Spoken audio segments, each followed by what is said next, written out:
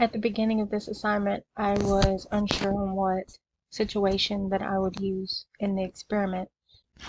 Then I thought about situations in my life that maybe others could relate to, and I thought of going out to dinner, choosing where you want to go for a date night. So it took a few minutes, but I eventually was able to figure out how to apply the AI 4D model to this situation. I put that we had two options because she wanted one thing, I wanted another. This is where we should go. I put in place of dream because ideally we would be able to agree on one place and both be happy with what we decide. Next is how we will resolve this issue. We had a conversation which led us to this is where we are going. I want to start with execution. I started by asking her where she would like to go, and of course, as always, she chose Mexican.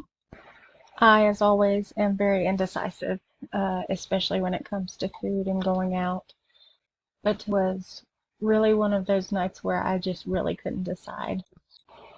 And her restaurant gave me more options to choose from than my place would have given her.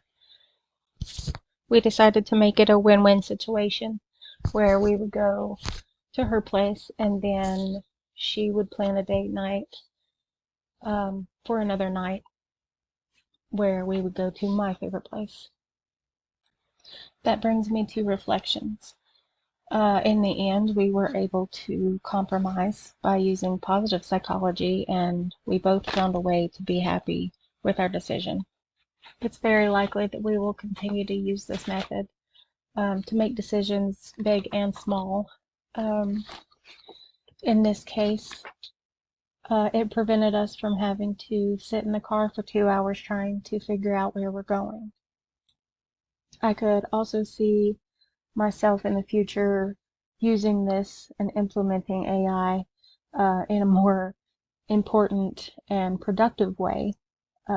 Maybe like deciding on research projects to pursue or determining how certain conservation organizations align with my goal for the future and which ones that I would like to work with.